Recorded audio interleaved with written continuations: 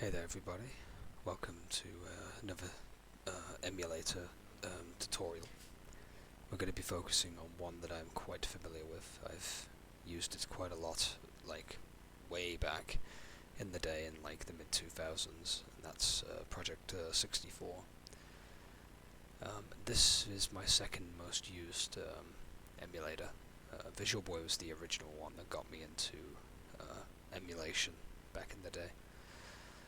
So, the two versions of Project 64 that I have downloaded here is 1.6 and 2.3. 1.6 is very stable and very reliable. It does have a couple of hang-ups though, like some games aren't supported and stuff like that. But I would say about 70 to 75% ish of the library is supported with 1.6. As 2.3 is a slightly better version. It supports games that 1.6 doesn't usually support, in terms of like graphical problems and stuff like that. It's also got a few extra features on it that make it slightly leagues above 1.6 in terms of technicality. So, once you've downloaded the versions that I'll link in the description below, just run yourself through the setup wizard and simply just load it up from there through the desktop, and you'll come to your window here. You have all the good stuff here, like opening your ROMs. You can choose a directory which shows all the games and stuff in a directory format. Usually I just choose to open and scroll through my organized folders. You've got your languages, you've got your recent ROM lists, stuff like that. You've also got like your system stuff like reset, pause, generating bitmaps, which is like a screenshot. I prefer to just screenshot with my keyboard, to be honest, and get decent JPEGs. But if you just want a screenshot generated through bitmap, you can do that, which is quite a handy feature. You've got your save stating and loading for save stating here. You've got your cheats. Most ROMs have cheats already installed on them. The ones that usually don't, you have to either find the codes for them, or in some cases a game just might not have any cheats or codes supported at all, which, you know, some games are just like that, really. Next you have your options, you've got your graphics and your audio and stuff like that. I just usually leave everything as it were when I basically did the setup, and everything seems to work fine for me. If you do have some certain issues, you might have to do a bit of digging or find a way to remedy them. Sometimes the most common complaint that I see from some people is usually what plugin, that one of their plugins is not supporting them. Alternatively, for 1.6 you can just switch to an older plugin, and it should remedy the thing fine. Same with the audio as well. You can switch between No Sound and Zamar's audio plugin. I don't really use Zamar's or the No Sound, I just use Jabo. But if you're having any of these issues, then switch to an alternative. You've also got your input controller. The one that I use is Jabo's inbuilt one, but you can use Adaptoid and Enrage as well. I hear people say good thing about the Enrage one, but I prefer just Jabo. You've got all of your advanced settings and stuff here. Another thing that I'm going to quickly mention up front is if you have installed, this will be selected to usually 4 megabytes. You'll want to select it to 8 megabytes. It usually makes games run a bit quicker and faster, and a bit smoother in a sense. Also, if you do have a ROM hack, chances are your ROM hack is going to need that 8 megabytes to run correctly. So make sure you always have that turned on. You've got some more in-depth options like shell integration and ROM selection over here. I'm not going to get too deep into these, I don't really play around with this stuff all that often.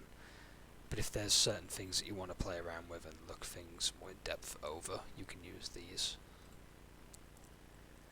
So, I'll quickly show you the controller plugin. When I installed 1.6 and I plugged in my controller, it didn't pick up my controller right away and map everything out for me like some later emulators do nowadays. Instead, I had to connect, and select what controller it was, and then map the buttons how I wanted them. And then after I was done, I just clicked Save Profile. That way, if you load up Project 64 without a controller plugged in and your controller settings reset, you can always just load the profile when you've plugged your controller in, or if you've just had an error and it's reset your controls. Also, you can switch things back to a default setting if you prefer. And last but not least is your help section. 1.6 has some decent stuff going for it, like the user manual is just inbuilt, and you can just go through it like this. There's a lot of in-depth stuff here, like enabling cheats, verifying ROMs, and stuff like that. So if there's a specific thing that I've not gone over in this video and you want to look at yourself, you can basically do it with 1.6.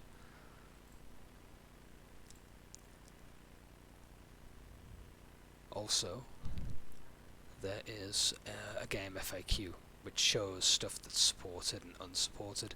It's not an entire library of games here that's been shown as supported, but it'll tell you which ones have some graphical issues and which ones are considered game breaking to the point where something's completely unplayable, or if one is just a minor glitch and you can just play through the game as is, like usual.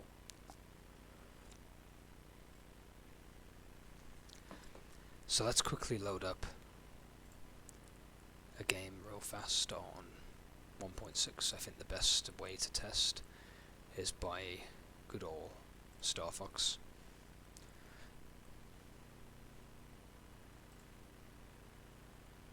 As you can see, the game is running perfectly fine. You can full screen the game just by clicking this, or just pressing Alt Enter on your keyboard, which does this. So as you can see, the game's running fine. I'm just going to quickly, we're going to load up the main game, since, you know, I may as well. I've beaten this game so many times. I actually recently played it on Twitch and uploaded it to the channel not too long ago. It's one of those games I can just play over and over again, never get tired of. So as you can see, it's running fine. I can speed up. I can throw out bombs, I can slow down, I can spin the other way, I can have my cockpit view, or cockpit view I should say. I didn't say that very clearly, did I? Charge up my shots, and save Slippy while we can. Thanks, Fox. I thought they had me. You can also do your maneuvers like that, which is quite fun. Such a great game. Even the soundtrack is amazing. There's just so much to it that I love. We're entering Corneria City now. There's going to be a little bit of slowdown here, because we're going into a Corneria. It's only slight though. Everybody stay alert! And there you go. So the game's running fine, and you can see that it's having no issues whatsoever. I have no issues with Super Mario 64, Legend of Zelda Ocarina of Time, Samus Majora's Mask. All of them run perfectly fine. The only game that I can remember that I had issues with on 1.6 off the top of my head was I think it was Knockout Kings, a boxing game, because I like to play boxing games as well sometimes. And for some reason the game's menu wasn't loading properly. I had to switch to 2.3 to basically play that game. And speaking of 2.3, let me just close off 1.6, and we're going to load up 2.3. So the thing is, this is basically a slight step above 1.6. It has a couple of extra features going for it, and like I said, it will support certain games that aren't already supported by 1.6. So the big difference with this is in the settings. As you can see, things are a bit more streamlined and a bit more neater looking. It doesn't look as bulky with the tab selection. So naturally, if you go into the plugin section, that's where I was meant to go. There's not many plugins, but this plugin right here is already enough for this to be a big game changer. Glide 64 is a very good plugin. It's very demanding in terms of resources, but if you fine-tune it and mess around with it, you can get some pretty good stuff running smoothly with Glide.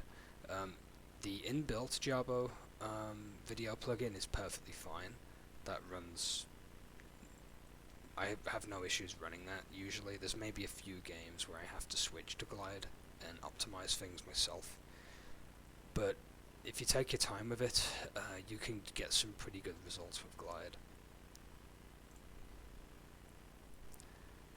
Of course, you got sound and input and RSP. That stuff, like, these plugins are all standard. I think you can download other plugins if you look around online. And much like its brother or sister, I guess you could say, of 1.6, it plays games no problem whatsoever. I will quickly load up Mario Kart just to show this playing fine. I will also show you a quick ROM hack whilst I'm here to prove that things run a bit nicer with the 8 MB memory.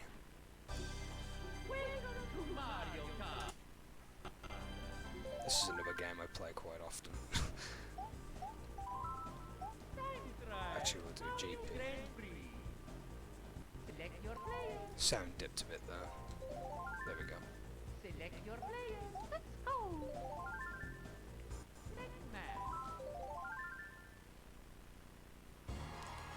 And here we are. As you can see, it's starting up like just like an N64, except on your PC. How cool is that?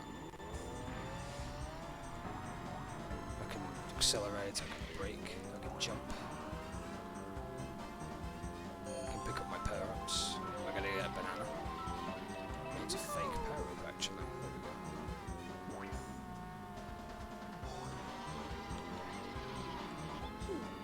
I will quickly point out that when I played this game on 1.6, the race screen over on the screen on the tunnel was glitched graphically. You couldn't see the reflection. In 2.3 that's fixed. So small graphical glitches have been fixed when playing on this version of PJ. I refer to Project 64 as PJ because it's a lot easier to refer to it as that.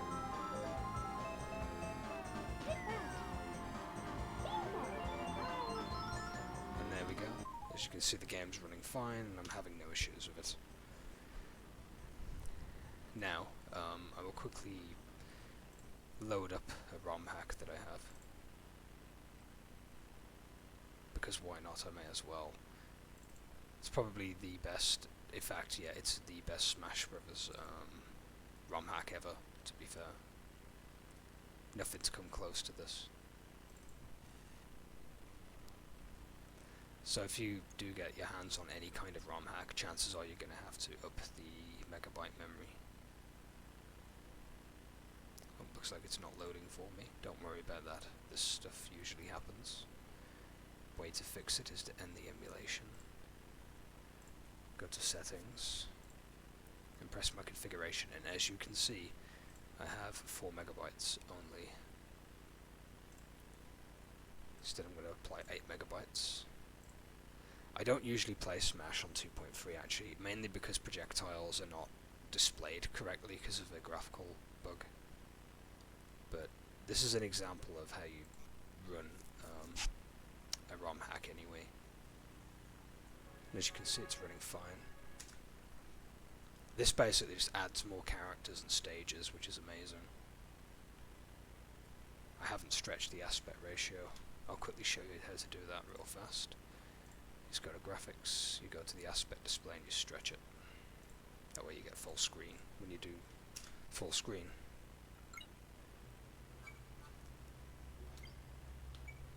We're not going to play a full match. as you can see, there's characters that are in here that, you know, you wouldn't have in regular vanilla Smash, and that by far makes it, you know, amazing. You can also play as Giga Bowser. I mean, how cool is that, right? Young Link. Play as Young Link because I mained him a lot in. I mained Young Link in Melee quite a lot. There's also the vanilla stages, and then you have stages that you can't usually get, like the little desk that's in the opening demo. You can actually play on it, which is really cool. In fact, we'll play on that just to show it off. So this is what Project 64 is just capable of on its own. You can just run hacks and games alike. It's a lot of fun to play around with. I could just lose time forever playing this. I'm sucking right now, by the way. Let's just...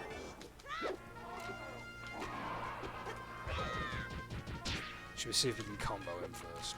Or at least getting off the stage.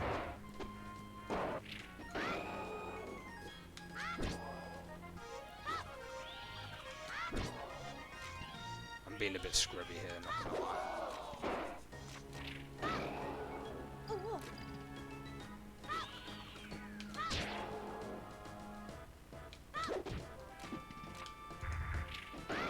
So yeah, there we go. I got a cheap KO. So yeah, this is basically Project 64 2.3. I will end the emulation now. I will put a link in the description for these versions. There's other versions that exist of Project 64, going all the way back. There is a version of it that's been delisted from the internet because it contained malware. I will make sure I put in the description which version you shouldn't download, because if you happen to come across the one with the malware, don't get it, because you don't want malware. But all the other versions I'll link in the description are completely fine and safe and dandy. I will also link the library of games that you can obtain.